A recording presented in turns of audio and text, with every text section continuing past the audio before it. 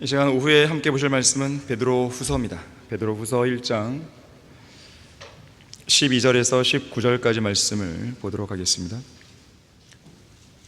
이러므로 너희가 이런 것들을 알고 현재의 진리에 굳게 서 있지만 나는 항상 너희로 이런 일들을 기억하게 하는데 소홀히 하지 아니하겠노라. 그렇도다 내가 이 장막에 있을 동안에 너희를 각성시켜 기억하게 함이 옳은 줄로 여기나니 이는 우리 주 예수 그리스도께서 내게 보여주신 것 같이 나도 나의 장막을 벗어날 때가 임박했음을 알미라. 죽을 때가 됐다는 것이죠. 또한 내가 떠난 후에라도 너희가 이러한 것들을 항상 기억할 수 있도록 내가 힘쓰겠노니 우리가 우리 주 예수 그리스도의 능력과 오심을 너희에게 알게 한 것은 교묘하게 꾸며낸 이야기를 좇은 것이 아니라 그의 위엄의 목격자들이었기 때문이라. 변형산 사건을 이야기하는 것입니다. 지극히 큰 영광으로부터 이러한 음성이 그에게 들려오기를 이는 내 사랑하는 아들이요 그 안에서 내가 매우 기뻐하노라 하실 때에 그가 하나님 아버지로부터 존귀와 영광을 받으셨느니라. 이 음성은 우리가 그와 함께 거룩한 산에 있을 때 하늘에서 나온 것을 들은 것이라. 우리에게 더 확실한 예언의 말씀이 있으니 날이 새어 샛별이 너희 마음에 떠오르기까지 너희가 어두운 곳에서 빛나는 빛에 주의하듯 이 예언의 말씀에 주의하는 것이 잘하는 것이니라. 자, 말씀을 위해 다 같이 기도하시겠습니다. 고마우신 아버지 하나님, 오전에 이어 이 오후에도 아름다운 예배를 드리게 해주셔서 감사드립니다. 우리는 거듭난 사람들입니다. 우리는 구원받은 사람들입니다. 하늘의 소망을 갖고 살아가는 사람들입니다. 무엇보다도 하나님의 말씀에 살고 하나님의 말씀에 죽는 사람들인 것입니다. 성경 말씀만이 진리입니다. 이 시간 이 진리의 말씀을 우리 마음속에 견고하게 새겨주십시오. 이 말씀에서 우리가 좌로나 우로나 치우치지 않고 말씀 한가운데로 정도를 늘 걸어갈 수 있도록 도와주십시오. 말씀의 능력을 이 시간 나타내 주셔서 능력의 말씀으로 우리를 변화시켜 주십시오. 주 예수 그리스도 이름으로 기도했습니다. 아멘. 베드로의 추억, 베드로의 추억이라는 제목으로 설교하겠습니다. 기억이란 말이 있고 추억이란 말이 있죠. 기억과 추억, 비슷한 것 같지만 분명한 차이가 있습니다. 이 사전적인 의미로 보게 되면 이 기억은 이전의 인상이나 경험을 자신의 의식 속에 간직하거나 도로 생각해내는 것, 옛날 일을 생각한다는 거죠. 또 현재 것을 떠올리는 것이죠. 추억은 지난 일들을 돌이켜 생각하는 것. 그 말이 그 말 같죠. 이 지나간 경험을 돌이켜 생각한다, 이런 점에서는 기억과 추억은 별반 차이가 없어 보입니다. 그런데 각 단어가 사용될 때 느껴지는 어감은 분명한 차이가 있어요. 그래서 어떤 사람은 이 기억과 추억의 차이에 대해서 이렇게 구분해요. 기억은 머리로 하지만 추억은 가슴으로 한다. 가슴으로 하다 보니까 당연히 추억에는 감정이 들어가겠죠. 감정이 개입될 수밖에 없습니다. 그래서 추억의 종류에 따라 행복하고 기쁜 감정이 생길 때도 있지만 우울하고 슬픈 생각이 밀려올 때도 있죠. 때로는 수치스럽고 부끄러운 마음이 들기도 하고요, 때로는 걷잡을 수 없는 분노나 화가 치밀어 오르기도 합니다. 반면에 기억은 과거의 경험이 생각나기는 해도 감정이 그렇게까지 많이 개입되지는 않습니다. 그래서 우리가 어떤 일련의 사실들이 머릿속에 떠오를 때 기억이 난다고 말하지 추억한다는 표현을 사용하지 않습니다. 한편 기억은 추억과 다르게 먼 옛날의 과거 경험뿐만 아니라 방금 일어난 현재의 일과도 연관해서 쓸 수 있어요. 예를 들면 어떤 사람이 이런 말 한다 그래요. 내가 지금 한 말을 꼭 기억해 두세요. 근데 이것을 추억해 두세요, 이렇게 말하지는 않죠. 또한 기억은 긍정적인 표현뿐만 아니라 부정적인 표현과도 잘 어울려요. 하지만 추억은 그 밑바탕에 그리움의 정서가 깔려있기 때문에 부정적인 표현과는 잘 어울리지가 않습니다. 예를 들면 아름다운 기억, 아름다운 추억, 둘 다 쓸 수 있죠. 소중한 기억, 소중한 추억, 둘 다 쓸 수 있죠. 긍정적인 어감일 때는 기억과 추억 둘 다 쓸 수 있어요. 하지만 전쟁의 참혹한 기억, 실패의 쓰라린 기억, 여기다가 추억이라는 단어를 쓰면 이상해집니다. 전쟁의 참혹한 추억, 실패의 쓰라린 추억, 이런 말을 잘 안 쓰죠. 그래서 기억은 긍정적이든 부정적이든 다 쓰지만 추억은 주로 긍정적인 표현을 때 쓰는 것이죠. 또 기억은 동물들도 갖고 있는 능력이지만 추억은 사람들만이 할 수 있는 인간 고유의 특성이라고 어떤 사람은 이야기하기도 합니다. 오늘 본문의 주인공인 시몬 베드로, 본래 갈릴리 바다에서 물고기를 잡는 직업 어부였죠. 하지만 예수님께서 그분의 제자로 부르셨고 사람 낚는 어부가 되게 하신 이래로 베드로는 하나님의 손안에 붙들린 위대한 일꾼이 됩니다. 특히나 하나님의 영감으로 주어진 두 권의 책, 베드로전서와 베드로후서를 기록할 수 있게 되는 것이죠.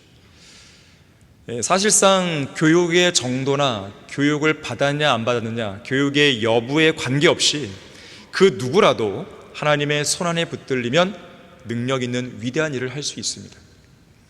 모세를 보십시오. 하나님의 손에 붙들렸을 때 그의 손에 들려있던 평범한 막대기로 주님의 위대한 능력과 표적들과 이적들을 행했죠. 이집트를 향한 진노의 심판들을 수행했죠. 삼손을 보십시오. 하나님의 손에 붙들렸을 때 나귀의 세 턱뼈로 1,000명의 필리스티안들을 죽였죠. 하나님의 손에 붙들린 다윗은 물매로 거인 골리앗을 쓰러뜨렸죠. 재판관 샴갈은 소몰이 막대기로 필리스티안들 600명을 죽였죠. 광부였던 이반 로버츠는 하나님의 손에 붙들렸을 때 영국의 위대한 부흥을 주도했죠. 그 부흥의 역사는 제시펜 루이스가 쓴 War on the Saints, 우리는 지금 마귀들과 싸우는 영적전쟁, 이 책 이름을 번역했죠.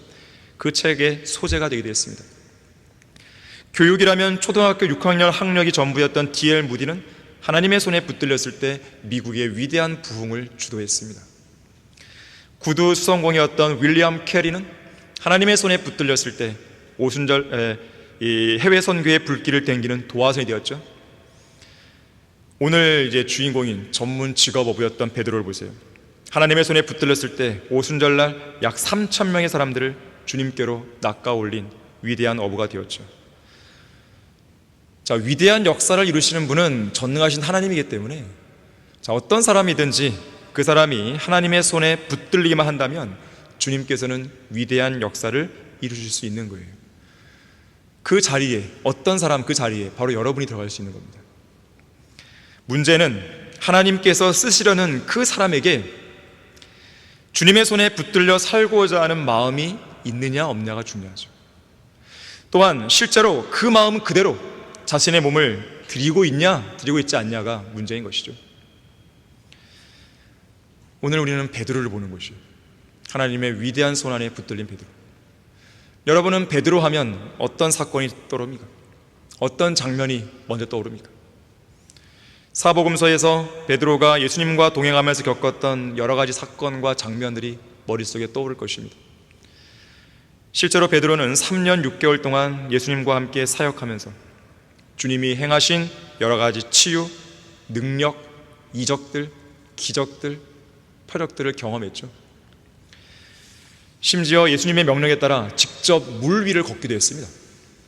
유일하죠. 유일합니다. 또한 12제자 중에서 야고보, 요한과 더불어서 핵심 멤버에 속할 만큼 수제자로 불림을 받았죠. 갈라디아서 2장 9절에 따르면 베드로와 야고보, 요한을 뭐라고 부르냐면 당대의 기둥같이 여겨지는 사도다 그랬어요. 하지만 사탄이 밀처럼 키질하기 위해 쳐넣은 덫에 걸려서 가장 어두운 밤, 가장 비통한 밤을 보낸 적도 있었습니다. 그날 밤 베드로는 그의 전생에 있어서 가장 처절하고 가장 참혹한 순간에 직면하여 너무나 허무하고 괴로운 밤을 보냈을 것이에요. 이 베드로는 예수님과 동행하면서 직접 보고 경험했던 것들이 너무나 소중한 나머지 그 기억과 감동 어린 추억을 오래도록 간직했던 것 같아요. 다른 제자도 마찬가지겠지만 베드로가 특히 그랬던 것 같습니다. 그래서 베드로는 성령으로 감동을 받아 기록한 이 두 권의 서신 안에, 베드로전서와 베드로후서 이 책 안에 그때 경험했던 진한 기억과 감동을 고스란히 담아내고 있는 것입니다. 나중에 여러분들 한번 기회가 되면 사복음서하고 베드로전서와 베드로후서를 같이 놓고 한번 읽어보세요. 구구절절 사도 베드로가 사복음서에서 경험했던 그런 내용들이 담겨져 있는 것입니다. 직접적이든 간접적이든 베드로가 예수 그리스도의 부르심을 받은 이후로 그분과 동행하면서 직접 몸으로 부딪히면서 보고 듣고 깨달은 진리들이 이 두 권의 책에 녹아 있는 거예요. 그 중에 한 장면이 오늘 본문에 나오는 것이죠. 자, 우리는 이런 베드로의 살아있는 추억을 통해서 생동감 있는 권면과 교훈을 받고자 합니다. 그래서 베드로도 오늘 본문 15절에서 이렇게 말하죠. 내가 떠날 후에라도 너희가 이러한 것들을 항상 기억할 수 있도록 힘을 쓰겠다 그랬어요. 자, 우리가 항상 기억하길 원했던 베드로의 첫 번째 추억은 하나님이신 예수 그리스도께서 강력한 능력으로 우리를 보호하신다는 약속입니다. 우리 다 같이 요한복음 10장 28절 29절을 보겠습니다. 우리가 기억하길 원했던 베드로의 추억 첫 번째입니다. 하나님이신 예수님께서 강력한 능력으로 우리를 보호하신다는 약속이에요. 자, 요한복음 10장 28절 29절입니다. 내가 그들에게 영생을 주노니 그들은 영원히 멸망하지 않을 것이며 또 아무도 나의 손에서 그들을 빼앗지 못할 것이니라. 그들을 나에게 주신 나의 아버지는 만유보다 더 위대하시니 아무도 나의 아버지 손에서 그들을 빼앗아갈 수 없느니라. 위대한 약속입니다. 예수 그리스도의 피로 구속받아서 영원한 생명을 얻게 된 우리 그리스도인들을 28절에 보니까 예수 그리스도의 손에서, 28절, 29절에서는 하나님 아버지의 손에서 빼앗아가 갈 수 있는 존재가 이 세상 어디에도 없다는 거죠. 사탄인 마귀조차 하나님의 손에서 우리를 빼앗아갈 수 없습니다. 우리가 믿음으로 받은 이 구원이 영원히 보장되는 이유가 바로 여기에 있는 거예요. 우리가 지금 죽어도 하늘나라에 갈 수 있다고 확신 있게 말할 수 있는 이유가 바로 여기에 있는 것이에요. 예수 그리스도께서 저 공중을 오실 때 우리가 휴거되어 셋째 하늘로 올라갈 수 있다고 자신 있게 이야기할 수 있는 이유가 바로 여기에 있는 것입니다. 한편 30절의 말씀에 의하면 예수 그리스도는 아버지 하나님과 하나시기 때문에, 한 분이기 때문에 예수 그리스도의 손이 곧 아버지의 손이고 아버지의 손이 곧 예수 그리스도의 손이 되는 것이죠. 두 분의 손은 사실상 한 분 하나님의 같은 손이기도 한 것이죠. 우리가 예수 그리스도의 손 안에 있는 한 우리는 절대적으로 안전합니다. 10여 년 전인가 방화동 어느 길가에서 이런 글귀가 적힌 현수막을 본 적이 있어요. 절도범 검거 1위, 피해 입은 물품 회수율 1위, 우리 강서구는 서울에서 가장 안전한 곳입니다. 이보다 더 어리석은 홍보물도 없다고 생각했어요. 아니, 절도범 검거하고 피해 입은 물품 회수, 이 두 가지 요소로 그걸 판단할 수 있는 거예요? 사람의 안전을 위협하는 것은 이 두 가지 요소로만 오는 게 아니죠. 생명을 위협하는 각종 위험들은 곳곳에 도사리고 있는 거예요. 절도범 검거는 1인데 교통사고율은 꼴찌면 어떻게 되는 거예요? 안전한 곳이야 그래도? 생명을 위협하는 각종 위험들은 곳곳에 도사립니다. 특히나 죄의 삭은 사망이기 때문에 죄와 죄인들이 있는 곳은 어디든지 그 방법만 다를 뿐이지 사망의 그림자가 예고 없이 엄습해오죠. 사탄은 평안하다, 안전하다고 속삭이면서 사람들을 속이지만 멸망은 아이벤 여인에게 진통이 오듯 갑작스럽게 다가와서 죄인들을 지옥으로 던져버리는 것이죠. 지옥의 불길은 언제든지 죄인들을 삼키기 위한 만반의 준비를 갖추고 있습니다. 하나님께서 그 사람의 생명을 거둬는 순간 곧바로 지옥에 떨어지는 것이죠. 과연 그러한 세상이 안전한 세상이겠습니까? 마치 살 얼음판을 걷듯이 구원받지 못한 죄인들은 언제 지옥으로 떨어질지 모르는 위험천만한 인생을 살고 있는 거예요. 지금 이 순간 희희당락되면서 죄와 쾌락을 누린다고 해서 그 사람이 안전한 게 아니에요. 그 웃음은 지금 당장 없어질 수 있는 것입니다. 이 세상 어디에도 안전한 곳은 없습니다. 이 세상 어느 누구도 안전을 보장해 주지 못합니다. 교황도, 마리아도, 마호메트도, 석가모니도, 공자도, 조로아스터도, 어떤 종교 지도자도 안전을 보장해 주지 못해요. 돈도, 명예도, 강력한 군대도, 핵무기도, 대통령도, 정치가도, 어떤 과학자도, 철학자도, 경제 전문가도 우리의 안전을 절대 보장 못합니다. 절대적인 안전은 오직 하나님만 보장해 줄 수 있는 것이에요. 시편 119편 117절에서는 나를 붙드소서 그리하면 내가 안전할 것이요 라고 말씀하고 있습니다. 잠언 1장 33절에서는 지혜이신 예수 그리스도께, 그러니까 지혜로 표현되지만 인격화된 거죠. 이 지혜에게 경청하는 자는 누구나 안전하게 될 것이요, 거할 것이요, 악의 두려움에서 벗어나 편안하리라 그랬습니다. 예수 그리스도 경청해야 되는 것이죠. 잠언 29장 25절도 사람을 두려워하면 덫에 걸리나 주를 신뢰하는 자는 누구나 안전하다 그랬습니다. 또 잠언 18장 10절도 주의 이름은 견고한 망대라 의로운 자는 그 안으로 달려가서 안전함을 얻는다 그랬어요. 1800년대 찬송시인 프란시스 하버갈은 이렇게 말했습니다. 항상 모든 것으로부터 눈을 돌려 예수 그리스도만 바라봐라. 그렇게 하면 비틀거리지도 넘어지지도 않을 것이다. 유혹하는 올무가 무서운 적이든 어떤 눈에 보이지 않는 환영이든 간에 언제나 예수님만 바라보면 안전하게 거할 수 있다 그랬습니다. 한때 베드로는 마태복음 14장에서 물 위를 걸어오시는 예수님의 명령에, 오라는 명령에 잠깐이나마 물 위를 걷는 놀라운 경험을 했죠. 하지만 그 순간 주변에 사나워지는 바람을 보고 두려움에 사로잡히는 바람에 물에 빠져 죽을 뻔합니다. 그때 주님께 기도하죠. 살려달라고. 그때 주님께서는 건져주시는 거죠. 예수 그리스도만 바라봤어야 되는데 그의 시선을 주님으로부터 다른 곳, 즉 사나워지는 바람으로 돌리는 순간,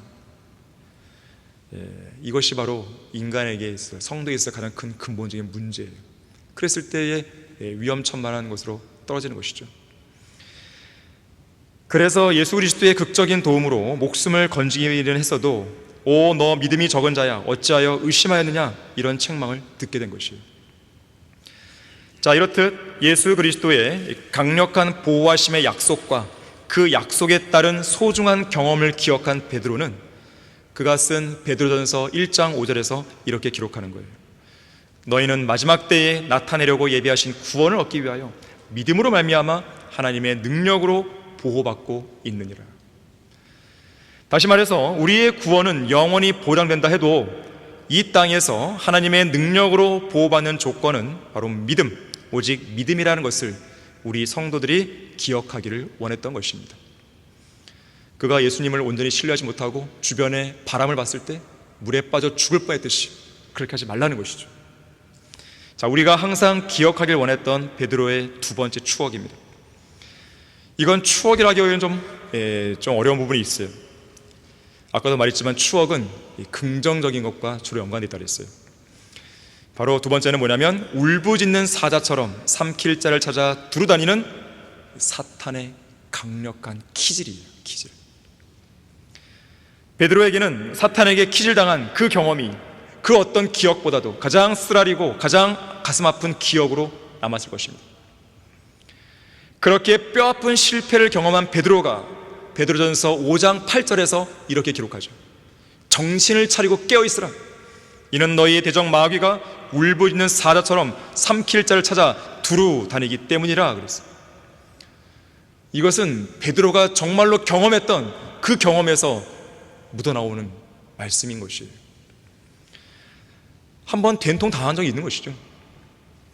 당시 베드로는 예수님의 권면대로 두 눈 부릅뜨고 깨어 있었어야 했는데, 특히 겟세마네 동산에서 땀이 큰 핏방울처럼 되어 땅에 떨어질 정도로 고뇌 속에 간절히 기도하시던 예수님 곁에서 최소 1시간만이라도, 딱 1시간만이라도 잠자지 말고 깨어 기도했어야 되는데 결국 깨어있지 못하고 잠들었다가 마귀에게 보기 좋게 KO패 당한 것이죠.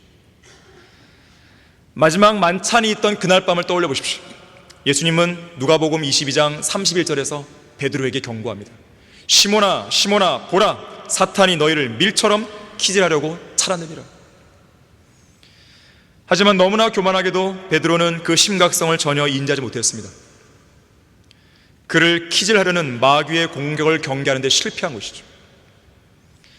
작전에 실패한 장수는 용서할 수 있어도 경계에 실패한 장수는 용서할 수 없다는 말이 있죠. 전쟁에서 경계가 얼마나 중요한 요소인지 알 수 있는 대목이에요.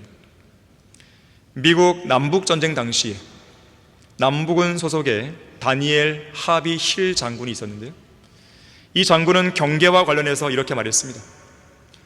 적에게 기습당한 모든 장병은 죽어 마땅하다.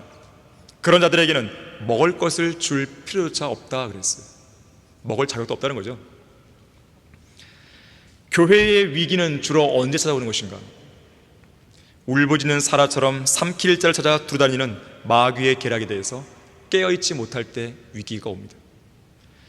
육신의 정욕과 안목의 정욕과 생의 자랑, 온갖 죄와 거짓 교리에 대해서 무감각할 때 위기가 오는 것이에요.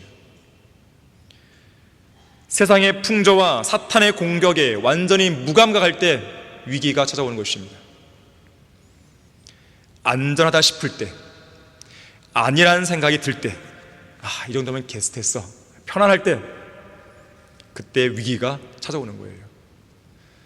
1592년 우리나라 임진왜란이 일어났을 당시는요, 조선이 건국된 지 200년이 지난 이후였고, 그 사이에 이렇다 할 전쟁도 없이, 가끔씩 왜구가 쳐들어오긴 했어도 이렇다 할 전쟁이, 큰 전쟁 없이 태평성대가 지속되던 때였습니다. 그러다 보니 이런 안일함에 빠져버린 조선의 임금 선조와 고위급 관료들은 외세의 침략에 대해 감각이 완전히 둔해진 상태였어요. 그저 명나라를 4대의 나라로 섬기면서 명나라 중심의 동아시아 평화 질서가 계속 유지될 것이라고 그들은 잘못 판단하면서 군비를 계속 축소해왔던 것이죠. 전쟁 준비 안 한 것이죠.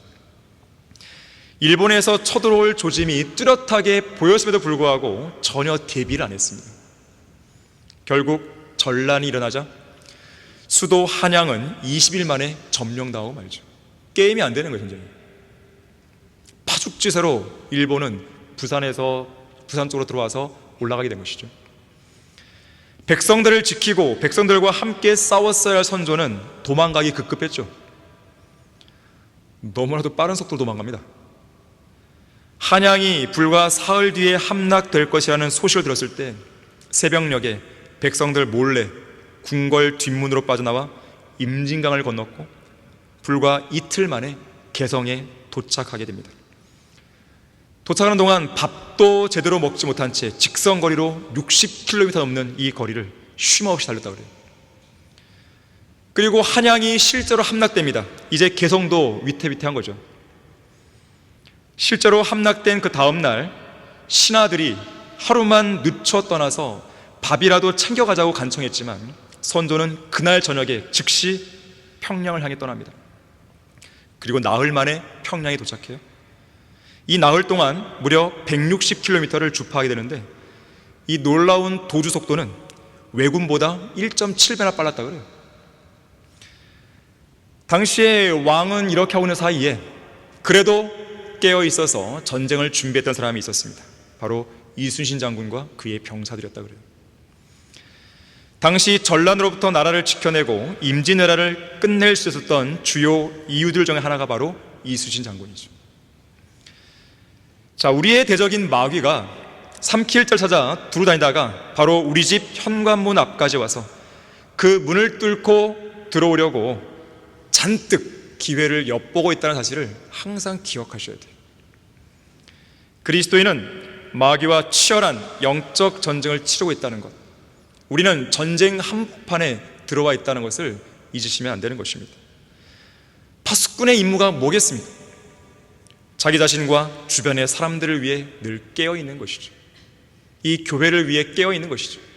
가정을 위해 깨어있는 것이죠. 연약한 지체들을 위해서 깨어있어야 되는 것이에요. 절대 잠들면 안 됩니다. 잠들어 있는 성도는 선조처럼 마귀에게 등을 돌리고 도망가기 바쁜 거예요. 베드로 역시 이 사람도 예수와 함께 있었다, 이 말을 주위 사람들에게 들었을 때 마귀에게 등을 돌리고 도망가기 바빴죠. 그렇게 도망치는 성도는 결국 마귀의 입속으로 삼켜지게 되는 것입니다.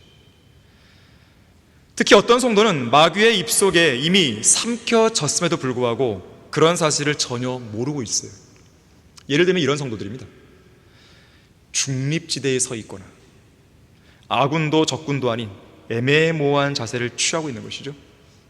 그 사람은 지금 마귀에게 속해 있는 거예요. 마귀에게 삼킴을 당한 거예요. 또 마음속에 걱정과 염려가 가득하다면 그는 이미 마귀에게 삼켜진 것입니다. 왜 그럴까요? 그리스도는 염려하지 않습니다. 기도할 수 있기 때문에, 또 그 안에 주님이 계시기 때문에, 또 하나님께서 주시는 기쁨과 평강과 감사를 잃어버렸다면 역시 그 사람도 마귀에게 삼켜진 거예요. 죄에 대해 무뎌져 있다, 역시 마찬가지입니다. 말씀과 기도와 구령에 소홀히 하고 있다, 역시 그 사람은 사탄의 입속에 들어가 버린 것이죠. 간증을 잃어버렸다, 마찬가지입니다. 자, 그런 성도는 베드로처럼 다시 믿음 안에 굳게 서서 정신을 차리고 깨어나야 되는 것이죠. 우리가 항상 기억하길 원했던 베드로의 세 번째 추억은 실패했다 해도 제자의 직분을 다시 회복해서 주님을 섬기는 것입니다. 베드로는 겟세마네 동산에서 예수님이 붙잡히시던 그 순간만큼은 대제사장의 종의 오른쪽 귀를 칼로 잘라버릴 정도로 예수님과 함께라면 감옥이나 죽음에까지 갈 준비가 되어 있던 용기 있는 제자였습니다. 하지만 결과적으로는 예수님의 경고대로 주님을 부인했고, 그것도 저주하고 맹세하며 부인했고, 그 결과 베드로의 인생에는 가장 비통하고 어두운 밤이 들이우고 말게 된 것이죠. 바로 그날 새벽, 베드로는 흐느껴 울면서 관정 바깥으로 뛰쳐나갔습니다. 예수님을 3번 부인한 이후 곧바로 뛰쳐나갔습니다. 곧장 겟세마네 동산으로 갔겠죠. 달려가서 불과 몇 시간 전에 단 1시간이라도 잠을 자지 않고 깨어있으면서 진작 했어야 했던 그 기도를 이제서야 하나님께 드렸을 것입니다. 물론 혼자서 가진 이번 기도 모임에서는 잠들지 않았을 것이에요. 눈꺼풀이 무겁다고 느낄 겨를도 없었을 것입니다. 동이 틀 때까지도 이 기도의 자리를 홀로 계속 지키면서 비통하고 허무한 기나긴 밤을 홀로 지새웠을 것입니다. 슬피 흐느껴 울면서 하나님께 간절히 부르짖었을 것이에요. 어쨌든 예수 그리스도를 저주하고 맹세하며 부인한 베드로는 이 일로 인해서 제자로서의 직분을 상실하게 됩니다. 하지만 베드로가 한 가지 더 떠올려야 될 사실이 있었습니다. 누가복음 22장 32절에서 그 마지막 만찬 그 자리에서 예수님이 이렇게 말씀하셨어요. 내 믿음이 약해지지 않도록 너를 위하여 내가 기도하겠다고. 이렇게 말씀하신 예수님은 실제로 베드로의 제자로서의 직분을 회복시켜주기 위해 베드로를 다시 찾아오십니다. 너무나 감사한 거죠. 이것이 바로 그리스도인의 가능성이에요. 예수님은 찾아오신 자리에서 베드로에게 묻죠. 요나의 아들 시몬아, 네가 나를 사랑하느냐? 베드로는 곧장 답합니다. 주여, 그러옵니다. 주께서는 내가 주를 사랑하는 줄 아시나이다. 베드로는 때때로 하나님 예수님의 어떤 뜻보다 먼저 앞서는 경우도 있었어요. 성격이 급합니다. 또 이렇게 베드로가 실족하기도 하고 예수님을 부인한 적도 있었지만 최소한 베드로의 마음속에는요, 주님을 향한 사랑은 있었어요. 남아있는 것이죠. 그것을 부인할 수는 없습니다. 이 답을 들은 예수님은 내 양들을 먹이라고 말씀하셨어요. 이러한 대화가 3번 반복되죠. 예수님은 베드로가 3번 부인했기 때문에 3번 물으신 것이고, 또한 베드로의 대답을 3번 들으신 다음에 베드로에게 양들을 먹이라는 명령을 3번 하시는 것이죠. 지금 말씀드린 이 상황과 관련해서 제자로서의 직분을 이제 회복시키는 이 상황과 연관해서 러크만 목사님은 어떤 설교에서 이렇게 말합니다. 이제 절정의 순간이 이르렀다. 베드로는 엉엉 울기 직전이다. 베드로가 고개를 푹 숙이고 있는데 바로 앞에는 불이 놓여 있다. 여러분은 베드로가 불 앞에서 주님을 부인했다는 사실을 기억할 것이다. 이제 베드로는 울먹이며 대답한다. 주여, 주께서는 모든 것을 아시며 내가 주를 사랑하는 줄 아시나이다. 왜냐하면 예수님이 한 번도 아니고 두 번도 아니고 세 번이나 물었잖아요. 마지막 대답은 아마 눈물을 흘렸을 것이에요. 주님께서는 제가 실족한 것도 아시고 대적들과 타협한 것도 아시고 모든 사람이 주님을 부인할 거라는 주님의 말씀을 거절한 것도 아십니다. 주님을 결코 부인하지 않을 거라고 제가 나불거렸지만 결국 내가 부인한 것도 주님은 다 아십니다. 주님께서는 저의 육신적인 성격과 제가 화가 나서 싸운 것도, 저주하며 맹세했던 것도, 또한 제가 주님께 쓸모없는 자라는 것도 아십니다. 그리고 제가 주님을 사랑하는 것도 아십니다. 그렇다. 베드로는 주님을 사랑하는 일을 그치지 않았다. 주님은 그런 그에게 내 양들을 먹이라, 그리고 나를 따라오라고 하셨다. 하나님의 자녀인 우리는 시몬 베드로의 삶에서 많은 교훈을 얻을 수 있다. 하나님의 자녀가 주님을 아무리 사랑하더라도 멍청하고 어리석은 실수들을 범하여 큰 대가를 치를 수 있다. 단지 예수 그리스도를 사랑한다는 것만으로는 충분하지 않다. 말씀을 믿는 믿음이 필요하다. 주님께서 제자들에게 그들이 주님을 부인할 것이라고 말씀하셨을 때 베드로는 그 말씀을 믿지 않아서 문제가 발생한 것이다. 그리스도인들이 주님을 사랑하는 것은 마땅하지만 그것만으로는 영적인 삶을 살기에 충분하지 않다. 사랑, 화평, 친절함 등은 마귀가 당신을 시험하고 공격하는 것을 막아주지는 못한다. 마귀에게 인생을 빼앗기기를 원치 한다면 당신은 하나님의 말씀을 아는 지식을 갖춰야 한다. 믿음과 겸손한 마음으로 하나님의 말씀을 대해야 하고 그 말씀들을 생활 속에서 실천해야 한다. 지식이 필요합니다. 그래서 베드로전서와 베드로후서에서는 지식이 강조돼요. 자, 이제 내 양들을 먹이라는 명령을 소중하게 받은 베드로는 다시는 실패하지 않겠다는 그 각오로 아주 신실하게 목자의 임무를 수행해 나갑니다. 마치 이런 상황을 우리가 반드시 기억해야 한다고 말하기라도 하듯이 베드로전서 5장에서는 이렇게 우리에게 권면하는 거예요. 한번 보겠습니다. 베드로전서 5장 1절에서 4절까지 말씀입니다.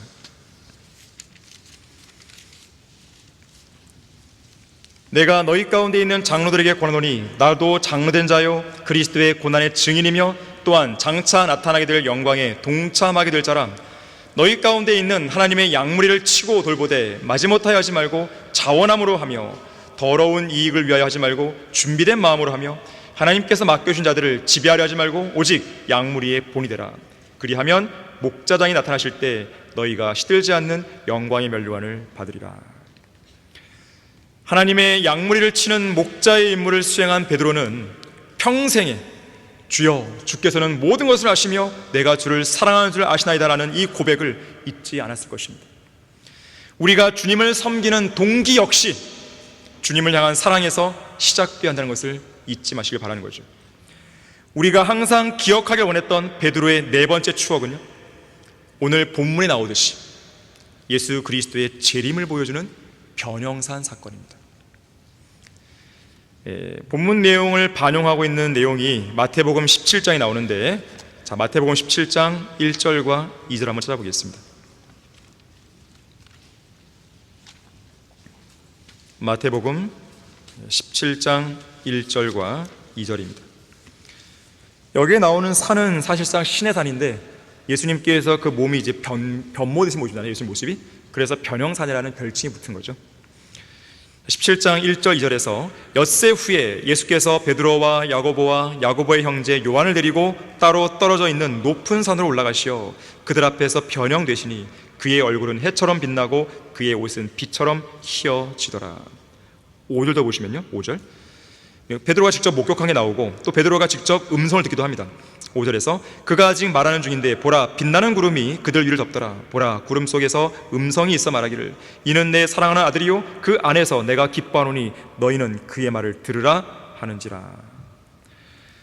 자, 당시에 이 사건을 온전히 추억했고 온전히 기억하고 있던 베드로는 오늘 설교 본문 16절부터 18절 말씀에서 이렇게 쓰는 것이죠. 우리가 우리 주 예수 그리스도의 능력과 오심을, 자, 능력과 오심은 재림이죠. 재림을 보여주는 분명한 사건이 아까 마태복음 17장의 변형사 사건인 것이에요. 능력과 오심을 너희에게 알게 한 것은 교묘하게 꾸며낸 이야기를 좇은 것이 아니라 그의 위엄에 목격자들이었기 때문이라고 했어요. 직접 본 거죠. 장차 재림하실 예수 그리스도의 그 변형된 모습을 본 거죠, 직접. 그리고 음성도 들은 거죠. 지극히 큰 영광으로부터 이러한 음성이 그에게 들려오기를, 이는 내 사랑하는 아들이요 그 안에서 내가 매우 기뻐하노라 하실 때에 그가 하나님 아버지로부터 존귀와 영광을 받으셨느니라. 이 음성은 우리가 그와 함께 거룩한 산에 있을 때 하늘에서 나온 것을 들은 것이라. 이보다 더 분명한 증언은 없어요. 지금 베드로는 누가, 무엇을, 언제, 어디서, 왜, 어떻게 했는가, 이런 육하 원칙에 따라 아주 정확하게 기술하고 있기 때문에 이것을 거짓말로 볼 수가 없는 거예요. 자, 그런데 베드로는요, 본문 19절에서 자신이 하늘에서 들었던 음성보다 더 확실한 예언의 말씀이 있다고 말하는 거예요.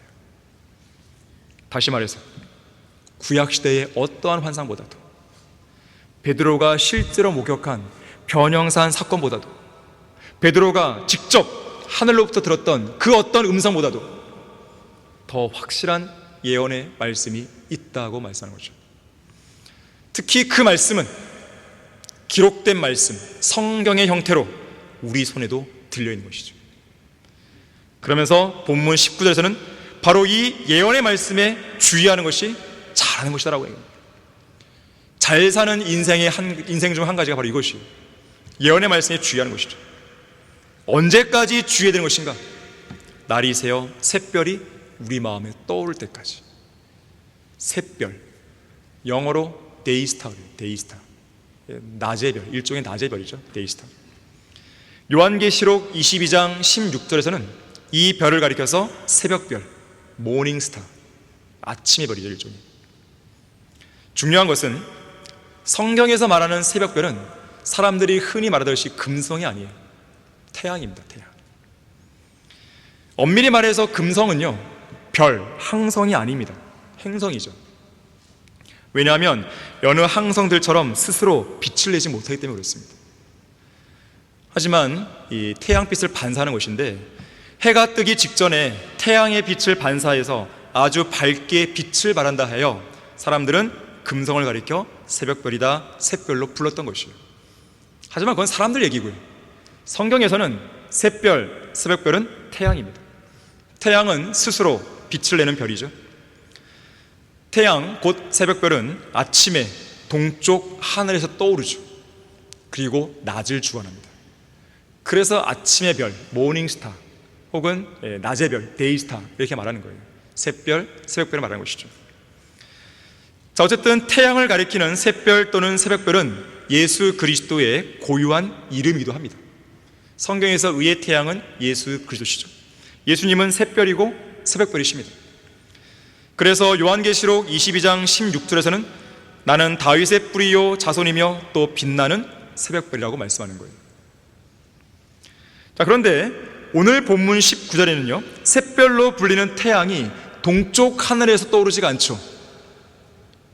마음에 떠오릅니다. 태양으로 상징되는 예수 그리스도께서 저 하늘에 떠오르시는 사건은 지상재림입니다. 성도의 마음에 떠오르시는 것은 공중재림인 휴거입니다. 예수 그리스도께서 공중으로 오실 때 그분은 우리의 마음속에 떠오르시는 거죠. 그 순간 우리는 눈 깜짝할 순간에 예수님의 몸처럼 변모되어 하늘 위로 끌려 올라가는 것입니다. 이것이 휴거예요. 자, 그날이 이를 때까지, 휴거가 있을 때까지 이 확실한 예언의 말씀에 주의하라고 했어요. 어두운 밤으로 묘사되는 이 교회 시대에 이 예언의 말씀을 하나의 빛으로 삼아서 주의하며 살라는 뜻입니다. 로마서 13장 12절에서는 밤이 많이 지났고 낮이 가까이 왔다 그랬어요. 이 낮은 태양이 떠오를 때 낮이 시작되는 거죠. 데살로니가전서 5장 5절부터 8절 말씀에서는 우리가 어두움에 속하는 사람들이 아니기 때문에 깨어 있어야 한다고 말합니다. 잠언 4장 18절과 19절에서도 의인의 길은 빛나는 빛같이 점점 더 빛나 완전한 날에 이르거니와 악인의 길은 암흑과 같아서 사람이 무엇에 걸려 넘어지는지도 알지 못하느니라. 의인의 길, 그리스도인들의 길, 빛나는 빛같이 점점 더 빛나서 완전한 날을 이루는 거예요. 휴거의 순간을 우리는 직면하는 것이죠. 그래서 우리는 이 예언의 말씀에 주의할 수 있기 때문에 주의하다 보면은 이 어두운 밤길에 우리는 당당하게 떳떳하게 밝은 빛 가운데 걸어갈 수가 있는 거예요. 그렇게 하는 것이 잘하는 일이에요. 우리가 악한 현 세상에서 거듭난 그리스도인으로서 해야 할 유일한 일이 바로 그것입니다. 예언의 말씀에 주의를 기울이는 거예요. 지난 20세기와 현 21세기는요, 유사 이래 찾아볼 수 없었던 변화의 시대였습니다. 과학과 정치면에서 역사상 찾아볼 수 없는 변화들이 일어났죠. 또 지금도 일어나고 있죠. 옛날에는 한 세기 동안에 100년에 걸쳐서 일어날 법한 변화들이 요즘에는 1년 만에, 1년이 뭡니까? 6개월, 한 달 만에 막 변하죠. 특히 20세기에 두 차례에 걸친 세계대전은 전 세계를 쑥대밭으로 만들어 놨고, 원자폭탄이나 미사일 전쟁은 온 세상을 축소시켰고요. 미사일이면 저 대륙을 막 가는 거예요. 대륙 같은 미사일 보세요. 전 세계를 축소시킨 거예요. 바로 옆 동네에서 일어나는 것처럼. 또 다른 전쟁 위협을 낳고 있죠. 자, 이런 일련의 역사적인 사건들은 성경의 예언을 공부하는 우리로 하여금 예언의 성취에 관한 잠재적인 힘에 눈을 뜨게 만듭니다. 무엇보다도 이스라엘이 1948년에 한 국가로서 회복되었죠. 그래서 이스라엘은 다시 세계 중심에 오르게 될 마지막 시대에 관한 그러한 마지막 시대가 돌아올 것인데, 그 시대에 관한 예언에 우리의 시선을 집중시키고 있는 거예요. 유엔이 등장했죠. 유엔이 등장하면서 하나의 세계 정부라는 개념이 현실화된 것입니다. 미래에 있을 하나의 세계 정부에 관한 예언과 일치되는 일종의 역사적인 각본이 드디어 구체화되고 있는 것이죠. 유럽에서 일어나는 최근 사건들은 급변하는 정적인 변화를 요구하고 있고, 적그리스도의 길을 예비하는 독재주의의 부상을 알리는 변화들이 일어나고 있는 것입니다. 전 세계적으로 스트롱맨, 그러한 사람이 대통령이 되는 것을 요구하는 것이죠. 트럼프도 그 일종이죠. 그러한 부류죠. 그러한 부류. 특히 최근에 러시아의 움직임은 심상치가 않죠. 코로나 팬데믹을 위시한 가뭄, 기근, 지진 등도 그 어느 때보다도 심각하죠. 무엇보다도 우리는 죽지 않고 살아서 휴가 될 수 있는 순간, 휴가 때 공중에서 우리의 이름을 부르실 그 순간에 임박해 있는 것이. 자, 이렇듯 마지막 날들에 있을 예언들이 하나씩 성취되어감에 따라 우리 모두는 성경의 확실한 예언을 더 열심히 공부하고 주시해야 되는 것이죠. 성경의 예언의 성취를 더욱 민감하게 감지해야 됩니다. 그러면서 예수님의 임박한 재림에 대한 소망을 더 견고하게 가져야 되는 것이에요. 2025년 한 해가 바뀌었다고 해서 주님께서 작년에 안 오셨으니까 올해도 또 안 오시려나 보다, 이런 생각을 버리셔야 됩니다. 자, 우리가 항상 기억하길 원했던 베드로의 마지막 5번째 추억입니다. 새 예루살렘에 대한 추억이에요. 요한복음 14장 1절에서 3절을 보겠습니다. 요한복음 14장 1절에서 3절이에요. 지금 베드로가 이야기하고 있는 5가지 추억은요, 제가 일부러 순서대로 배열을 해놓은 거예요. 첫 번째가 뭐였어요? 하나님이신 예수님께서 강력한 능력으로 우리를 보호하시는 것이죠. 구원의 영원한 보장과 연관되어 있죠, 이것은.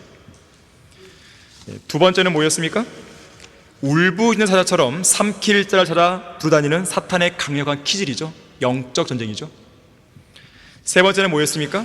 비록 실패했지만 제자의 직분을 다시 이제 회복을 한 것이죠. 회복해서 주님을 다시 섬기게 된 것, 바로 그것이 세 번째입니다. 섬김과 연관되어 있는 것이. 그리고 네 번째가 재림을 보여주는 변형 사건이었는데, 이것이 우리에겐 공중재림과 연관해서 이야기가 되고 있죠.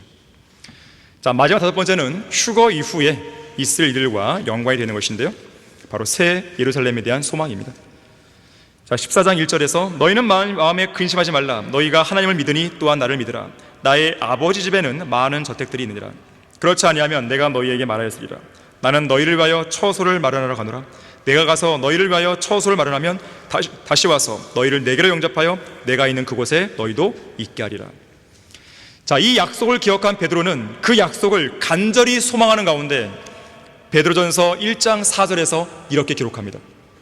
너희를 위하여 하늘에 썩지 않고 더럽지 않고 쇠사지 않는 유업을 간직해 두셨으니. 새 예루살렘이죠.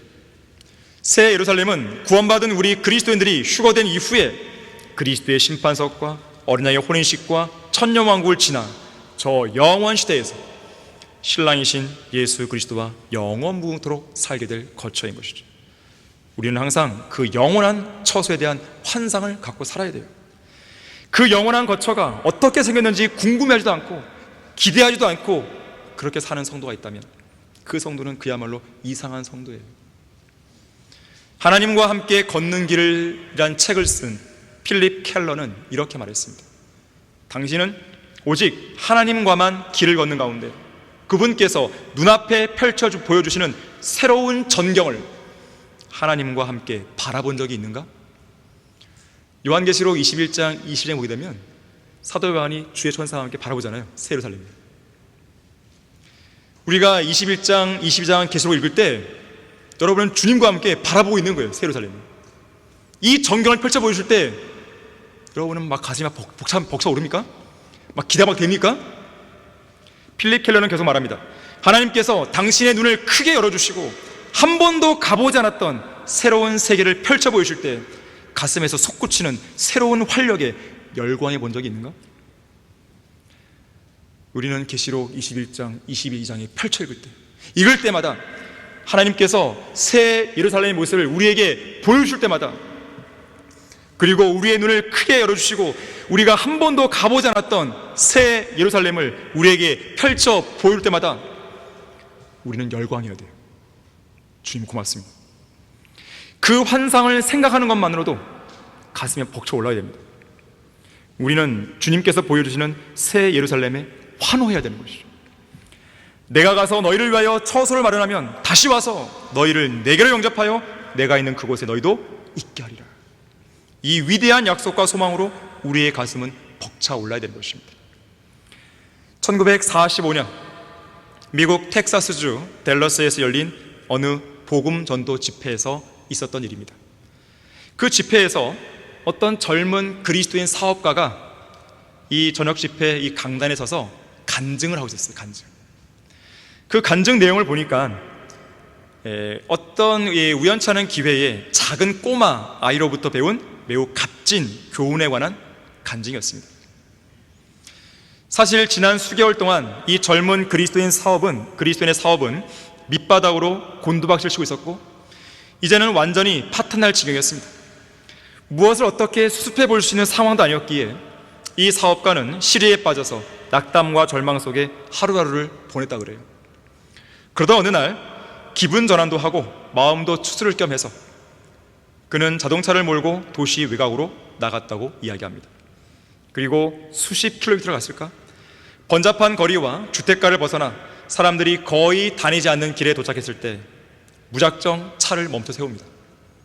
그리고 무작정 어딘가로 걸어 들어가요. 어느덧 인적이 드문 시골길로 들어서더니 다 무너져가는 어느 작은 시골 집에 도착하게 됩니다. 창문을 보니까 몇 개는 갈아 끼울 유리도 없이 그냥 판자로 대충 덧대어 놓은 것이 보였고 그 집은 이곳저곳이 심하게 파손되어 있었다 그래요. 바로 그때 입구 쪽에 한 어린 소녀가 인형을 가지고 놀고 있었습니다. 그 인형은 여기저기가 터져서 그 인형 안에 있는 솜들이 여기저기 삐져나와 있었어요. 하지만 이 아이의 얼굴을 보니까 너무나도 만족스러워했고 너무나 행복해 보였습니다. 그래서 이 사업가는 아이가 놀라지 않을 정도로 조심스럽게 앞들로 다가가서 이렇게 물었다 그래요. 너는 이렇게 초라한 집에 살면서도 어떻게 그렇게 행복해 할 수 있는 거니? 집도 낡았고 창문도 여기저기 파손되고 더욱이 네가 갖고 놀고 있는 인형은 솜이 다 빠져나와 있는데 너는 어떻게 그렇게 행복할 수 있는 거니? 그러자 어린 소녀는 만면에 미소 짓는 얼굴로 그 사업가를 보면서 그리고 저 하늘을 손가락으로 가리키며 이렇게 말합니다. 그게 말이죠, 우리 아빠는 정말로 돈이 많거든요. 지금은 저 높은 언덕 꼭대기, 저 하늘 언덕 꼭대기, 저 저택 하나를 짓고 계신데요, 완전 새 집이래요. 이 말에 젊은 사업가는 마음이 찔렸습니다. 바로 그때 이 땅에서의 사업이 비록 파탄난다 해도 하늘에 계신 아버지 하나님께서는 보다 더 크고 소중한 것들을 자신을 위해 간직해 두고 계신다는 것을 난생 처음 깨닫게 됩니다. 그 순간 하나님께서 마치 이렇게 말씀하신 것 같았다 그래요. 아들아, 저 하늘 위 구름들 너머에 다름 아닌 너를 위해서 내가 저택 하나를 마련해 놓았다는 것을 모르느냐? 이 소중한 사실을 깨달은 젊은 사업가는 하늘에 계신 아버지 하나님께서 자신의 사업을 돌봐주시라고 맡겨있게 됩니다. 그리고 자기 자신은 하나님을 위해 살겠다는 새로운 결심과 더불어 집으로 돌아왔다 그래요. 바로 이 간증을 그 저녁 집회에서 이야기를 한 것이죠.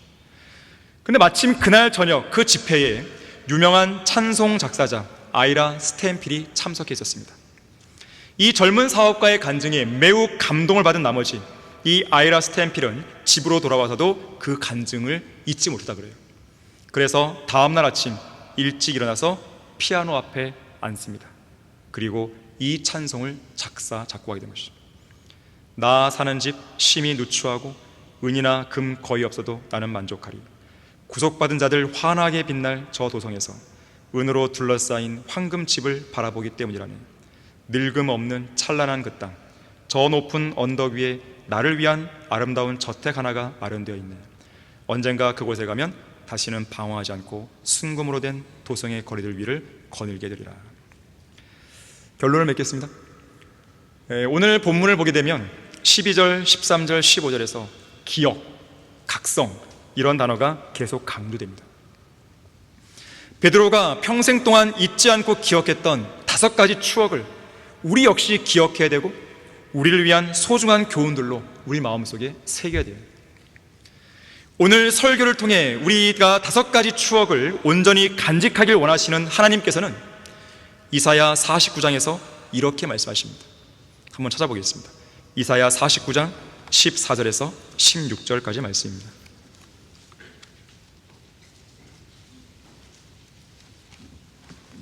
이사야 49장 14절을 보시면, 그러나 시온이 말하기를 주께서 나를 버리셨고 내 주께서 나를 잊으셨다 하였느니라. 여인이 자기의 젖먹는 아이를 잊을 수 있겠으며 자기 태에서 난 아들에게 동정하지 않겠느냐? 정녕 그들은 잊을지라도 나는 너를 잊지 않을 것이라. 보라, 내가 너를 내 손바닥에 새겼으니 너의 성벽이 계속해서 내 앞에 있느니라.